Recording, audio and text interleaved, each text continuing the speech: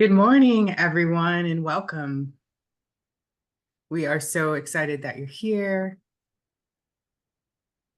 I see the number keep going up on the participants. So as you trickle in, we want to make sure we have as much of this hour as possible to get down to what I think will be a really wonderful and amazing discussion. My name is Kiesha Nzewi, and I'm co-founder and woman in charge of Black Californians United for Early Care and Education, and a really proud member of the Whole Child Equity Partnership. Um, as we get started, I would like to pass it off to our interpreter to give us instructions on choosing our language. Thank you. And good morning, everyone. I'm going to be providing instructions first in Spanish and then I'll follow in English. Please listen carefully. Buenos días a todos y todas. Mi nombre es Edna Santizo y voy a ser una de las intérpretes hoy junto con mi colega Julie Young. En un segundito van a ver en la parte baja de su pantalla, si está en una computadora, un icono que dice interpretación. Cuando esté ahí, por favor, presione y seleccione el idioma de su preferencia y después presione donde dice Mute Original Audio o silenciar el audio original. Si está en un teléfono móvil o una tableta, hay 3 puntos en la parte baja o alta de su pantalla donde dice More. Presione, seleccione el idioma de su preferencia y también Mute Original Audio. Si necesita asistencia técnica, déjenos saber a través de chat. So hello everyone, in just a second we're going to enable the interpretation function. If you're on a computer, you're going to see an icon appear at the bottom of your screen. It's not there yet, it will appear when I'm done with instructions. Once it's there, click and select language interpretation and then select the language of your preference, either English or Spanish, and then mute original audio. If you're on a mobile device or a tablet, you're going to see 3 dots at the bottom of your screen that says more. Click, select language interpretation, and then also mute original audio. If you need technical assistance, you can always reach out to us via the chat. Thank you. Thank you so much. So now everyone can go follow those instructions and choose your language, even no matter whether it's English or Spanish, everyone should choose one. And that means you if you think I'm not talking to you.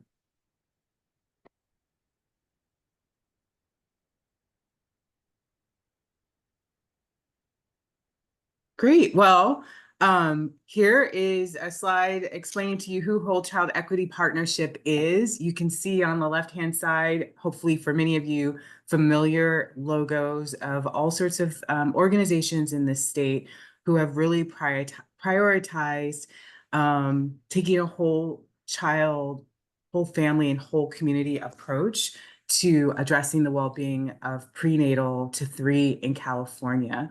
We're multiracial and multi-sector coalition, and we are unapologetically pro-Black, and we center Black, Native American, Asian American, Pacific Islander, and Latinx or Latina young children and their families.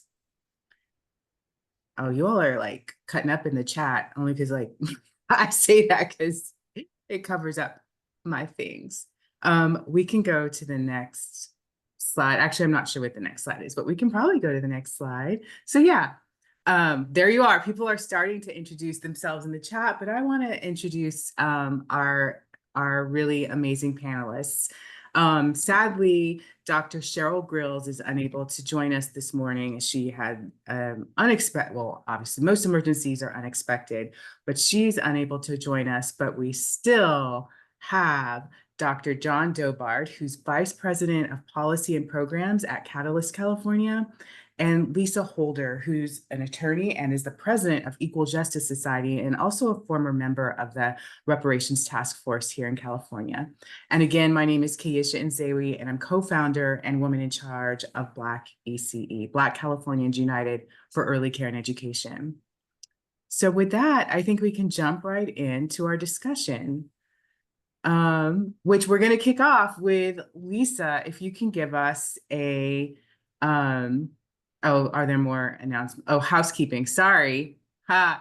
we're being recorded, which I think you saw when you joined. If you would like closed captioning, click on the bottom live transcript button.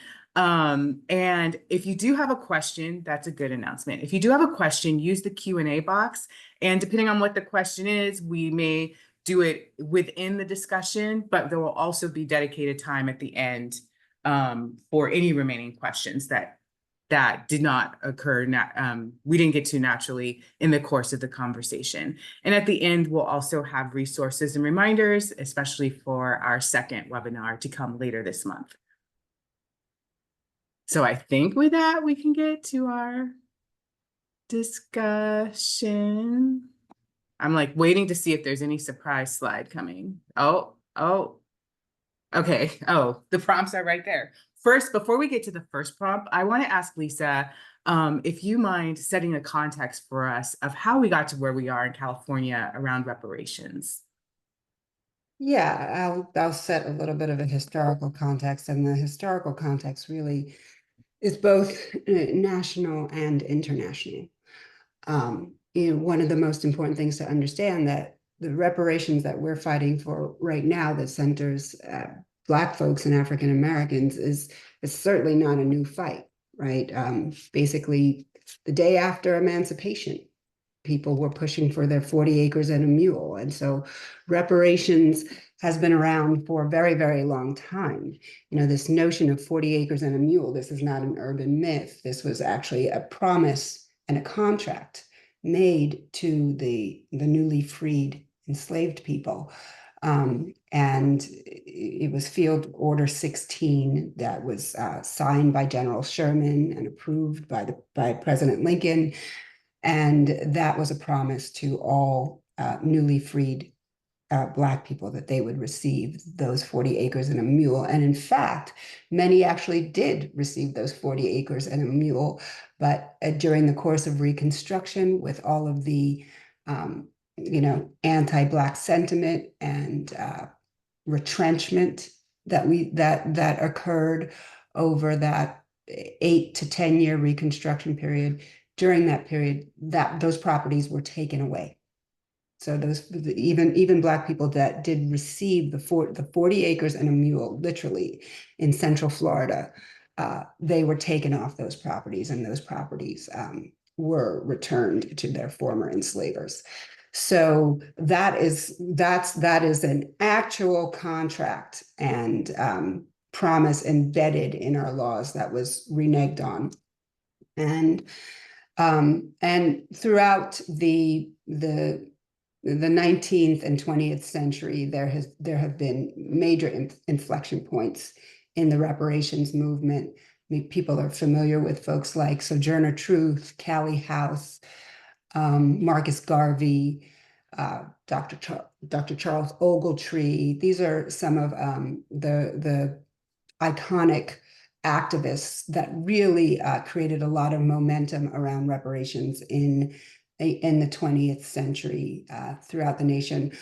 And John Conyers, Senator John Conyers, I believe in 1989, some 40 years ago, introduced H.R. 40, which is representative of the 40 acres and a mule. H.R. 40 was a federal bill that was introduced by John Conyers in 1989 to make the case so that the federal government could convene a reparations task force at the national level and make the case for reparations, and serve as and that process would serve as the foundation for a federal reparations program.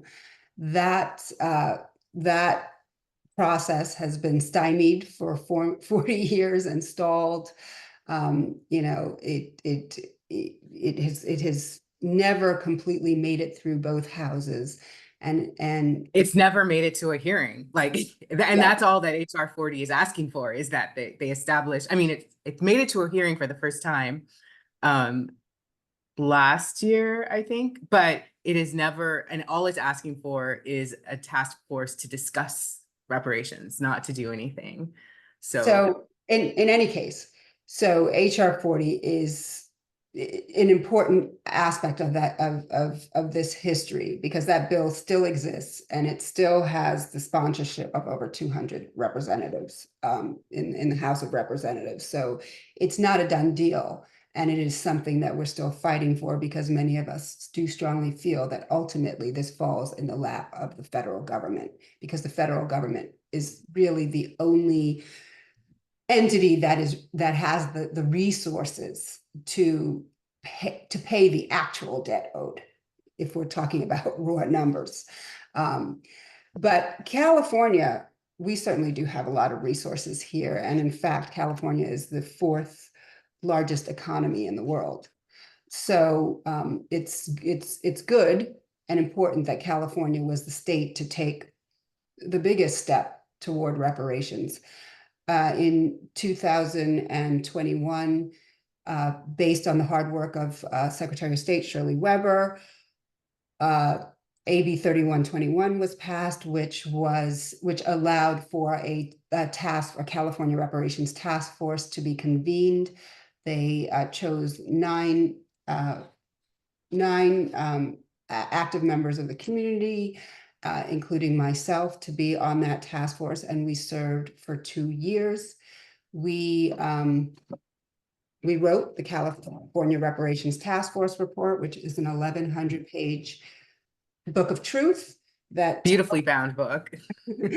that tells the story, that tells the history in a very sort of candid and truthful and comprehensive way of the terror that Black people faced in the state of California from the state's inception, and also talks about California's, even though California was theoretically a free state, its complicity in slavery and Jim Crow, and its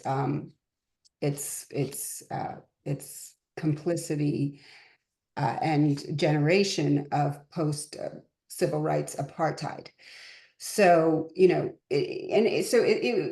one of our goals as a task force, at least in terms of giving the historical context for why it was important for California to be involved in this movement, and why there was a great deal of accountability that California had and had a debt to Black people in the state. We wanted to be extremely candid about it. We wanted to sort of overturn this myth that California has always been a free state that has opened its arm to Black people. It's the Sunshine State, always friendly to everybody, because it was frankly the opposite of that for Black people from its inception. And in fact, California, most people don't realize, but California was the first state prior to the federal government to draft a fugitive slave law. And in fact, the federal government based its fugitive slave law on California's fugitive slave law. So much for California being the, bastion of liberal progressiveness that the rest of the country thinks that we are. And we know, especially as Black people living in California, is so untrue. And you held up the beautiful reparations report. I think you should hold that up again for people to see the thickness, but just like all the work that went into that, and literally the quality of the binding that I've been able to see in people's office. It's a wonderful piece of work, years of work all put into there. So Dr. Dobard, I'd love to know what like your reflections on the reparations report and what we've been able to achieve to this day in California, and reparations more broadly. I think what the task force was able to achieve was historic. If folks have not read the report, they absolutely should. I think for anyone, it runs a spectrum. If you're familiar with that history, I think there's still something of value that you can find in it. And if you're unfamiliar with the history, it will absolutely be of value in terms of the breadth and depth and the understanding that it provides, the way it illuminates the harm that was done, and takes a comprehensive view at how that harm should be addressed, I don't think there's anything else out there like it. So strongly encourage everyone to read that report, and certainly applaud Lisa and her colleagues for their efforts. Related to that, I'll say that I think when it comes to reparations, folks have to take a long view on this.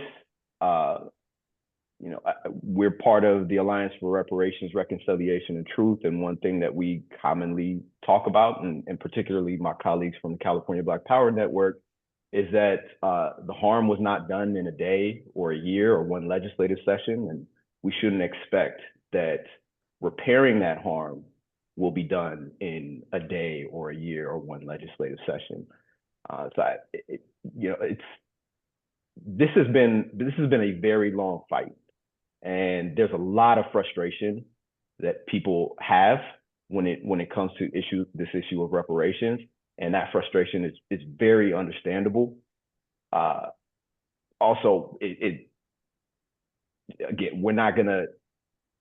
it's not gonna be solved tomorrow. This is a long-term fight. It's a long-term struggle, and to be successful, we need all hands on deck.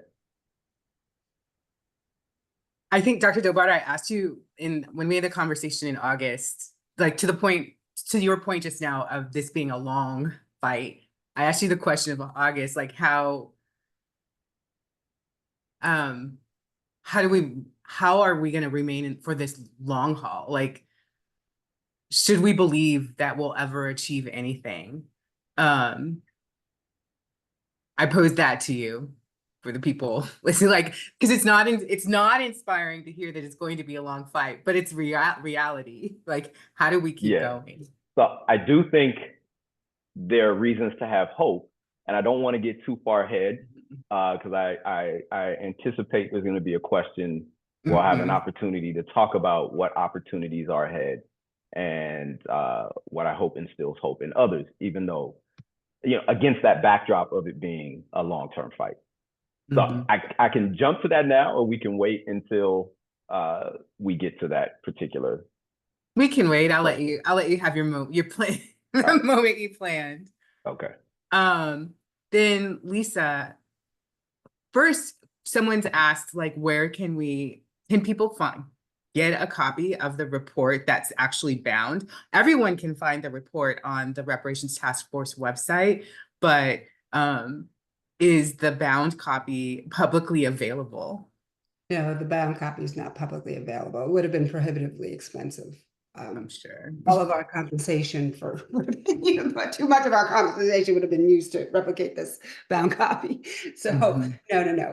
We're you know, we live in a sort of digital world now, and so this 1,100-page report is available on the California Department of Justice website, and also we did a 65-page executive summary, which is actually quite comprehensive and much easier to digest with our busy lives. One other thing, the report not only contains this important historical context and all of the scholarship over the last 20 years about the the continuing harms of slavery and the legacy of slavery, but it also contains 115 proposals and recommendations that went to the legislature, and really serves as the basis for the bills that the reparation bills that you will see coming out over the next 5 years. Great. I'll stick with you, Lisa, to start with this question. What are your thoughts on the opportunities and challenges ahead in actualizing reparations in California and beyond, and the nation? We have examples in town that starts with an E, giving what they call reparations for housing, $25,000 for Black people to use for housing, and we see the reparations movement, taking hold with a task force in New York. So how do we actualize it though here in California, and how does that support the effort across the nation? Yeah, there's tremendous momentum, probably more momentum than ever around the issue of reparations. When we started with this process of the task force, there were about 4 or 5 task forces, and now there's well over 100, only 3 years later, locally and in terms of municipalities. So it is a movement that is mushrooming all over the nation, at the local level, at the state level, and hopefully that will create the momentum for it to happen at the federal level. So it's right now we are at an inflection point. We have a lot of opportunities, and so we need to stay the course. We need to be resilient the way that all of our civil rights icons have been resilient. I want to underscore the point that this is not something that's going to be legislated. 400 years of harm cannot be legislated away in 1 year, and it would be irrational to think that it could. And we need to continue to be stewards of a much broader democratic process, right? And in order to do that, in order to stay the course, be resilient, we need to emulate our icons. I always tell the story of Thurgood Marshall. People think that Brown v. Board of Education happened in 1 year. No, Thurgood Marshall started organizing the South in the 1930s, in the early 30s. He was, a foot soldier for 20 years, organizing people to overturn Plessy v. Ferguson, the laws that created separate but equal. He stayed the course for 25 years to get in front of the Supreme Court and finally overturn Plessy v. Ferguson through Brown v. Board of Education. This is a long struggle. This is, you have got to play the long game. Our ancestors are resilient. We must be resilient. We must be steadfast. We don't abandon the fight after 1 year or one disappointment. And so just to underscore that, but the opportunities are abundant right now. And what we are doing in California to grasp and amplify those opportunities, that we are organizing. We are organizing our communities. We are organizing at a grassroots level, and we're using ART, the Alliance for Reconciliation, Reparation, and Truth, as the infrastructure to start building power on the ground and to start building our stakeholdership, right, in Sacramento, so that we are seen as viable, credible stakeholders with a powerful ground movement. And this is the moment to do that. Thank you. Dr. Dobard, same question, and maybe you can expand on what and who ART is. Yes, ART is a multiracial coalition dedicated to advancing reparations policy. So building on the work that the task force did, turning those recommendations into policy, and doing that through a grassroots, broad-based, multiracial movement. So in a nutshell, that's what ART is. To respond to the question, so you asked about opportunities and challenges. Yes. Right? So let me start with the challenges. And there are two that I'll uplift, and these probably won't come as surprises to anyone, but one of those challenges is insufficient cohesion among Black folks. As we commonly hear, right, Black folks are not a monolith, so the expectation should not be that every Black person is going to be on the same page. But we need greater cohesion among Black folks in terms of what counts as reparations, how we understand what reparations is. We also need more cohesion around how to strategically approach getting those reparations. So there's greater cohesion needed. Again, the goal isn't 100% unanimity. That's unrealistic. But we need greater cohesion. So that's one of the challenges. The other is there's insufficient broad-based support among Black folks. I mean, among non-Black folks. And in a state like California, where Black folks make up 5% of the population, we politically are going to need support from other communities. UCLA poll last year found that there was really high levels of support for reparations. They asked respondents about 3 types of reparations. So cash payments, non-cash monetary reparations, and this includes things like business investments, debt relief, free education, healthcare, down payments or grants for housing. And then the third category is support, non-monetary support. So that includes things like apologies, curriculum reform, the return of seized property, monuments, those types of things. So they had those 3 categories. They found the lowest level of support for the first category, so cash payments. Support there is in the 40s, 50s, and for Latinx folks in the 60s. For those non-cash monetary reparations, again, business investments, debt relief, education, healthcare, they found levels of support in the 70s, 80s, and 90s. And these are, they're breaking this down by race. So, white, Latinx, Asian, and then other. And then for that third category of non-monetary reparations, so apologies, curriculum reform, et cetera, supports in the 80s across racial groups or non-Black racial groups.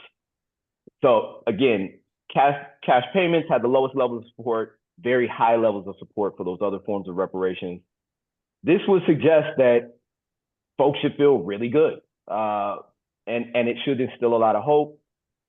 The challenge is that those findings are in stark contrast to what polling finds nationally, as well as findings in California. So for example, the Institute of Governmental Studies also released a poll last year.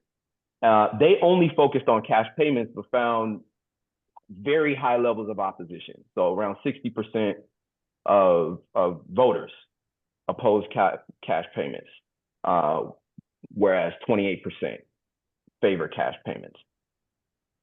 Similarly, the Public Policy Institute of California, they didn't look at reparations specifically, but they did ask Californians about the task force in its work. And they found that a majority of folks had an unfavorable view. So we're not even talking about reparations. We're just talking about the task force, the existence of the task force and the work it was doing. A majority of folks had an unfavorable view of that. So we have polling findings that are in conflict with one another. And at a minimum, it suggests that we don't have a consistent, solid base of support among non-Black populations, and that's going to be a challenge.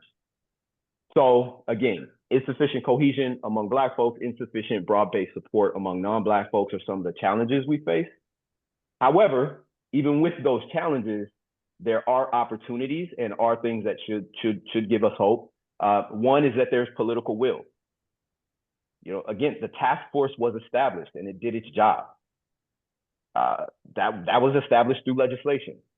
This past legislative session, legislators introduced and carried reparations-related bills. And not all of those bills, but several of them made it through the process. And we should build on that. Again, there were significant disappointments, but the main point is that there was political will to move reparations-related bills in the Capitol. And we cannot let this last legislative session be the only session where that happened. So we know there's political will now. We have to build on that and continue to push.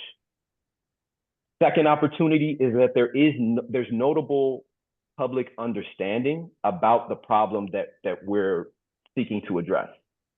So, I just mentioned the polling that showed strong opposition to cash payments.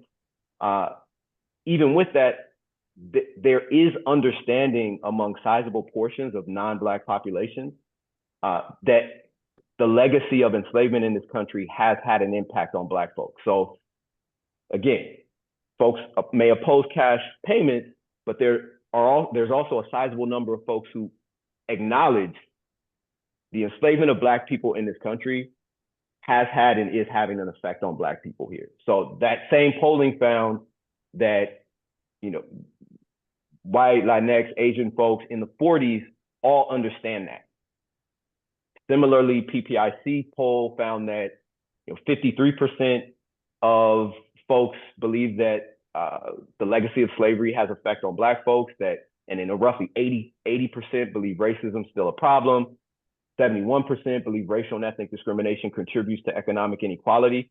So there's an understanding there, and that's what I'm drawing attention to. There's an understanding of this connection, and we need to build on that. We need to grow that understanding particularly among non-Black populations.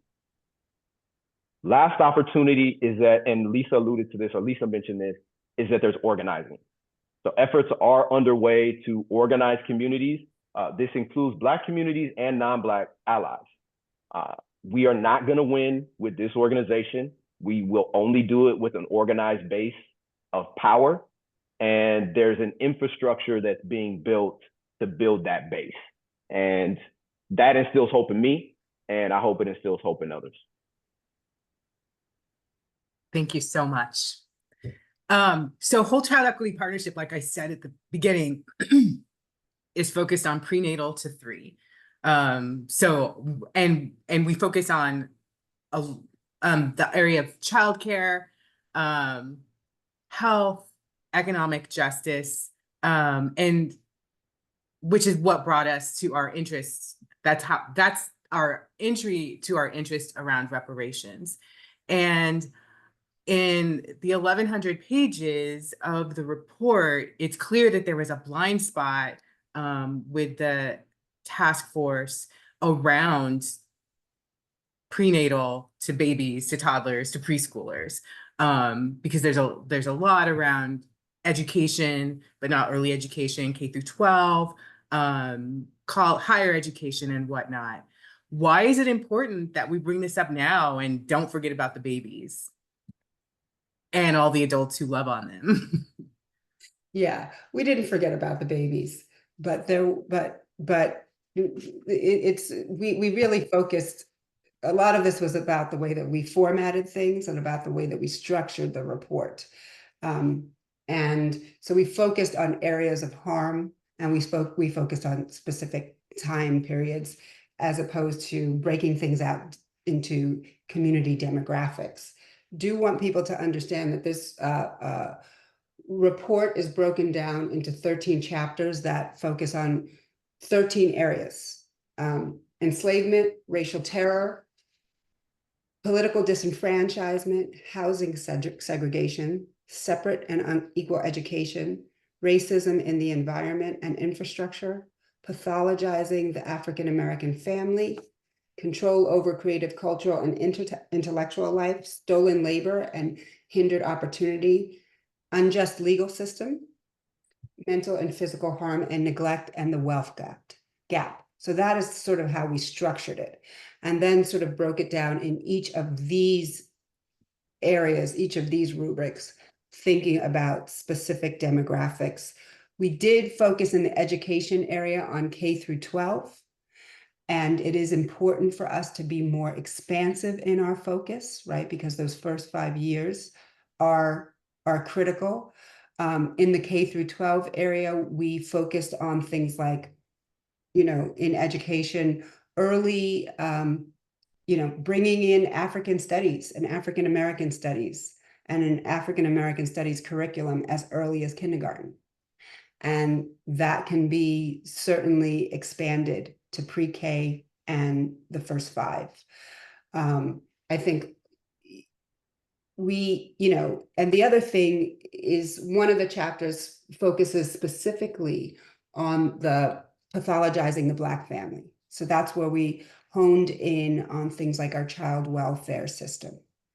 And those are systems that particularly impact folks in the first 5 years or in the first 3 years when they start to break apart our families. And so we focused on really starting to reverse some of the laws and the legacy of targeting and pathologizing Black families, and the abandonment that legacy, the potential for abandonment that legacy creates for our the youngest people in our community.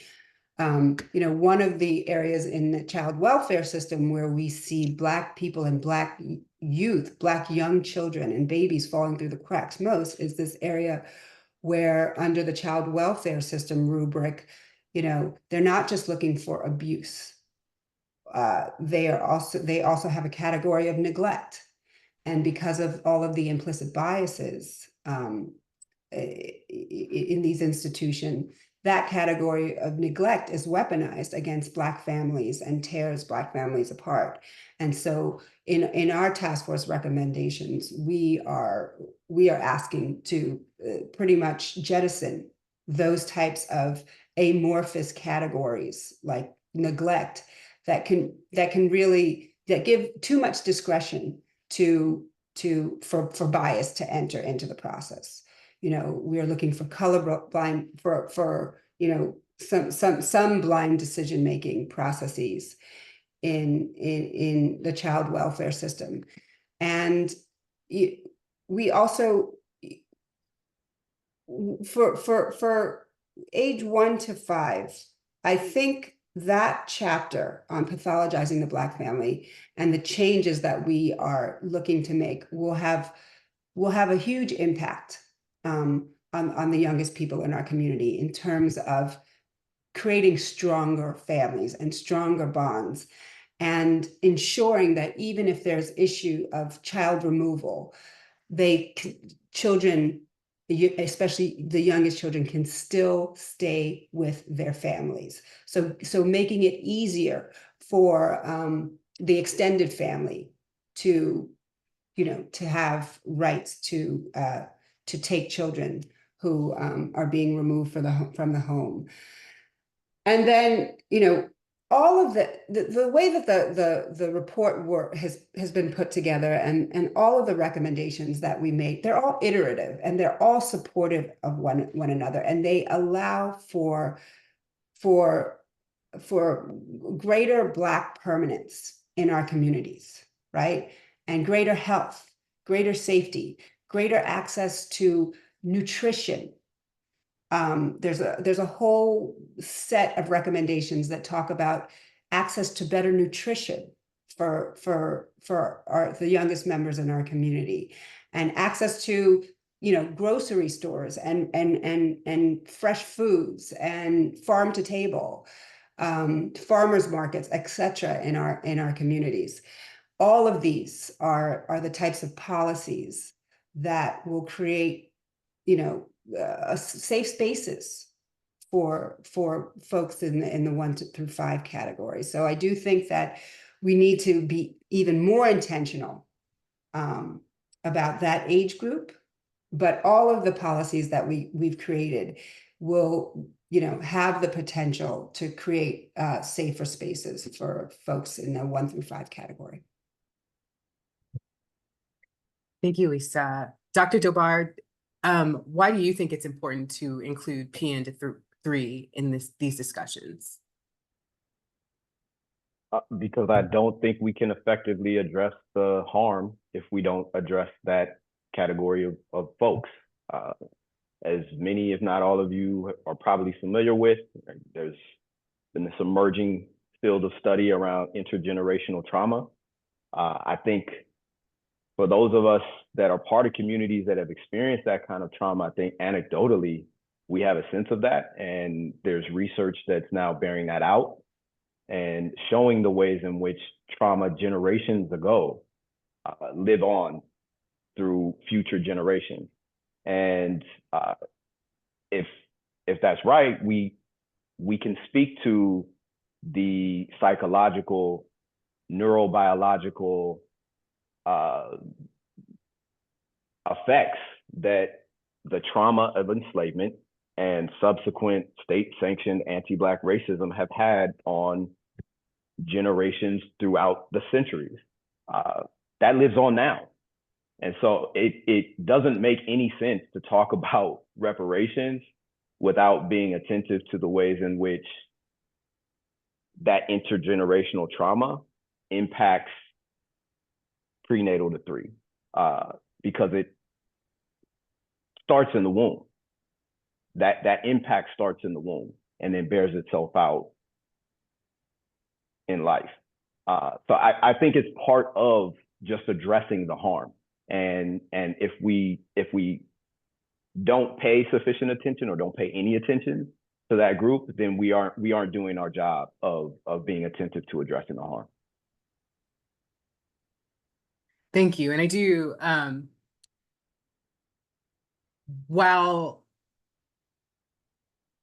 the whole family, all Black people, no matter their age, can be impacted by every one of the categories by which the task force recommendations were organized.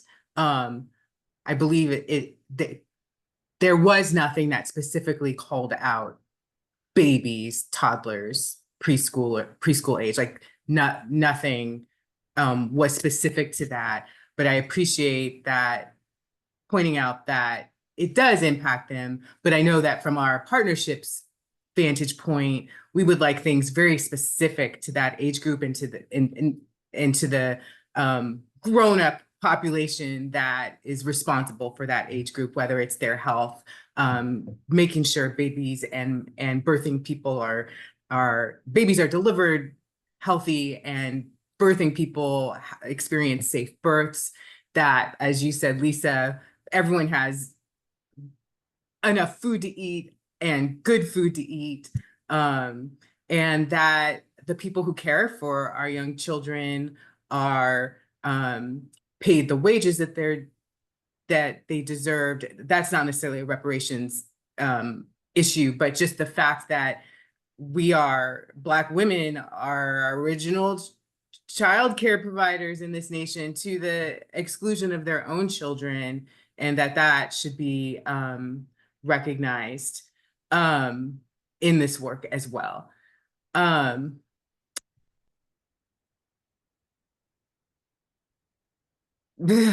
Okay, would the stolen labor section pertain to the fact that the childcare system is subsidized by, as I just mentioned, significantly underpaying the entire early education workforce, childcare workforce, early care and education workforce, and on top of that the Black workforce is paid less, even though they are more experienced and educated, but for the same work, they are paid less than their white counterparts. Well, yes, the report does address that specifically. So the stolen labor is chapter 10. It's 50 pages long, and we look at enslavement, government support of private discrimination in government and employment, and all of the effects that it is having today on every single sector. Mm-hmm. And on specifically, the pay gap that we're seeing, where Black women, for instance, are making 60 cents on the dollar to their white male counterparts for the same work. And so, yeah, so all of that is addressed in that stolen labor section. And just to bring the child ECE, early care and education, so totally childcare focused, but and for Black women who are early educators, depending on their role, they are paid up to $2 less than their white counterparts per hour, despite, as I said, having graduate degrees compared to their white counterparts who do not. And I know that's not specifically addressed, I know, but that's the kind of issues that we have in early care and education, and that would be mirrored in so many other areas of our lives that pertain to young children.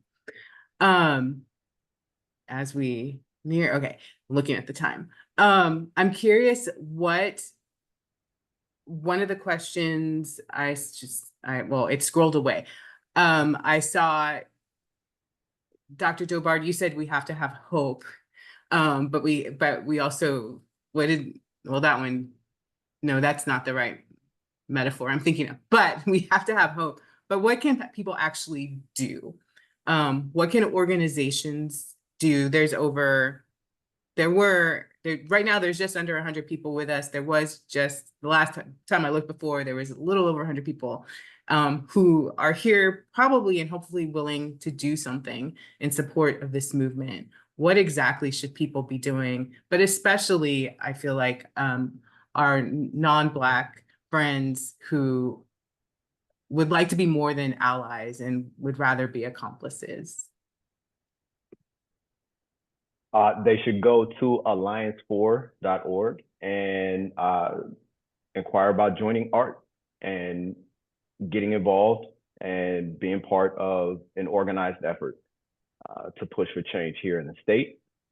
And they should also, as I mentioned earlier, read the report.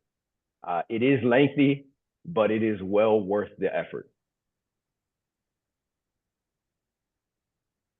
And Lisa, what do you think?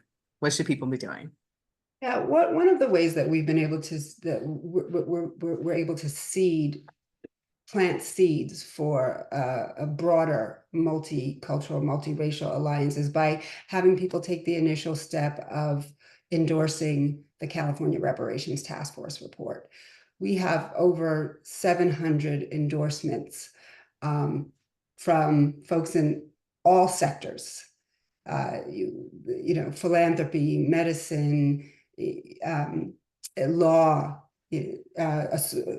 professional associations like the Los Angeles Bar Association, all of the bar associations throughout the state, many of the major philanthropists throughout the state of California, and then so many community-based organizations have signed on to endorse the work of the task force.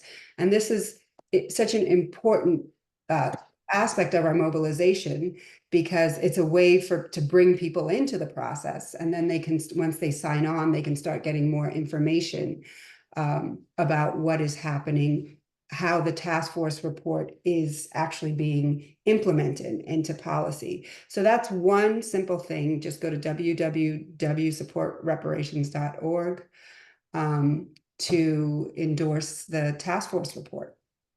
And it's organizations are the best mechanism as opposed to individuals to endorse it. Again, that builds our stakeholdership. When we are up in Sacramento and we can say we have 1,000 signatories to the task force report, that tells the legislators that folks in California are interested in this, they're paying attention, and it's across all of the sectors. So that's an important step, and it's pretty easy.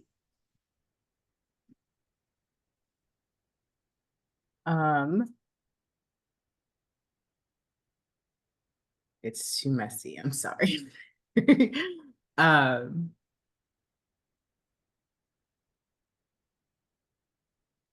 It keeps moving. I'm sorry. You all are hearing my internal thoughts as I'm.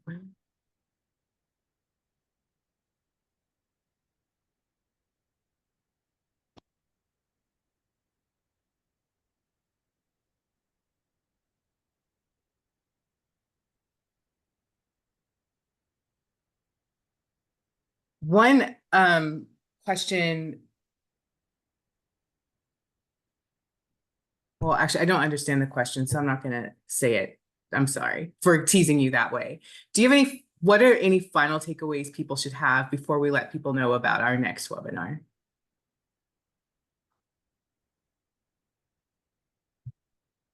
Besides signing on in support as organizations, going to ART, going to, I already forgot the website. Did it for Alliance4. Alliance 4. Yeah, .org. .org. Right. Yeah. And it's www.supportreparations.org. I wish I'll put in the chat. And social media as well. It is The Alliance for Reparations, Reconciliation, and Truth is also on social media.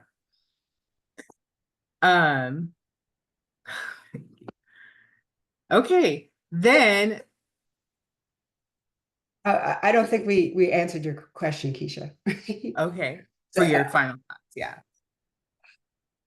One of the things that I try to encourage people to do is to just understand that, you know, reparations, as we have framed it, it's a very, very, it's very big. It's very comprehensive. And it includes the notion of compensation, but it also includes mechanisms to create more truth and more opportunities for healing our communities. And that, you know, that's why we call ourselves the Alliance for Reparations, Reconciliation, and Truth. Truth is something that is in short supply right now. There's a lot of misinformation, a lot of disinformation, a lot of alternative history. We have half of the states in this country have now created so-called anti-woke laws where you can't teach the truth about slavery in our schools because it will offend white people. And so, you know, we see the attacks on critical race theory and how virulent they are. Until we know the truth about our past and about the role that enslavement and terror played in the foundation, in building the foundation for this country, and how that reverberates today, until we really understand that, we are doomed to repeat it, right? And so we have to push this notion of truth, especially in our education system. And people need, the fact is that you need to actually be very intentional about finding out the truth, right? Because that's not what you learned in school. That's not what our children are learning in school right now. And so you have to make a concerted effort to unearth a lot of facts and hidden figures to find out about the truth of American history and the truth about the contributions that Black people have made to the fabric of our society. And so I encourage people to keep up that search for the truth. Think critically. Find out about the contributions that Black people have made, and you're going to have to do work to do that. And don't just believe everything that you see on TikTok or everything that you read in the newspaper, because, you know, often that narrative is very divisive and packed with disinformation. Don't believe everything you read about reparations, you know. Read the task force book. That's an 1,100-page report where we told the truth. But, you know, one TikTok video, one, you know, article in the newspaper is not really comprehensive. You have to do a little bit more due diligence to find out about this subject and to get involved. So educate yourself as you become a player and as you become involved in this movement. Thank you. And the one thing that you said just a little while ago, it just made me think about reminding myself that what the history that's taught in school, whatever level, is the history that white people said that we should learn and no one else, which is why you have to dig deeper and not just believe, especially what we're taught only in school. Yeah. Dr.